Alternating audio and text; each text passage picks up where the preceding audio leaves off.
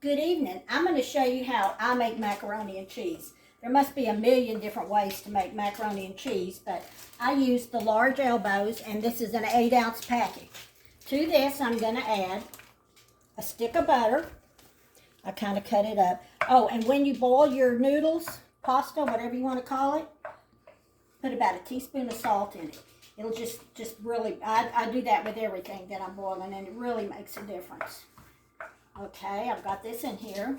Now I'm going to add about, this is mild cheddar and American that I grated myself. I don't buy it grated up. I guess I'm going to put a cup and a half in here. I'm sorry I don't have precise ingredients, but I just make this. And my mother said when I was a little kid that I would go, more Ronies, that was my favorite, but I can guarantee you it was Kraft Dinner. It wasn't homemade macaroni. And Caden, what do you think about macaroni? That's my favorite dish. It is? Yes, ma'am. Do all your buddies that you bring over here to eat like it too? Yeah, I think it's their favorite too. Yeah, they're probably going to be not happy that they didn't get any of this, but they don't come see me as much as they used to because they're all like 18. Some of them are in school, other places, and anyway, I kind of miss seeing all my boys. They all call me Granny, which I love. Okay, so that's heavy. I'm going to pour some milk in here now, probably about a cup, and I will use more.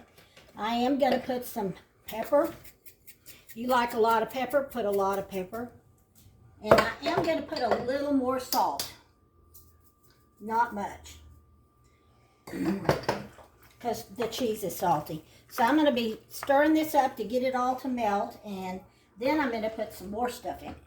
Okay, I got my favorite dish here. This dish here holds just the right amount of my macaroni here. So I'm going to put about half of it down in here and spread it out.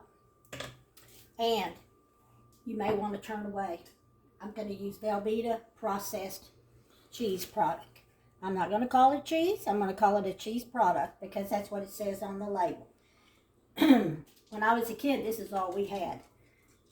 And I've had more than one chef tell me that if you want creamy mac and cheese, to use some Velveeta. Real chefs, not just country chefs like me. Country. I'm not a chef, I'm a cook. Make sure I get all of this in there. That was about a cup of milk. Okay. Next thing I'm going to do is I'm going to take the rest of this. This was probably, I'm not sure how many. Maybe you can look at it and see if you really want to know how much Velveeta I used. And I'm going to kind of give it this.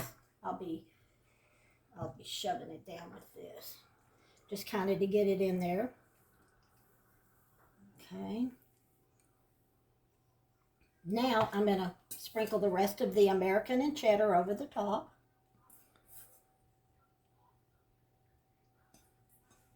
This is what all the nieces and nephews ask for every time they're up here. They also want it at Christmas, and I hate to cook it at Christmas because I want to cook all that other wonderful Christmassy stuff. That's all just as fattening as this. Okay, I'm going to put some more milk, and I'm going to watch it, and I want it to kind of come up to the sides a little bit. Not all the way to the top, but enough to where it can be creamy. So I'm going to put foil over this, and I'm going to bake it at 350 degrees, and I'll time it to see how long it took to cook, and when we come back, I'll show you how pretty it is.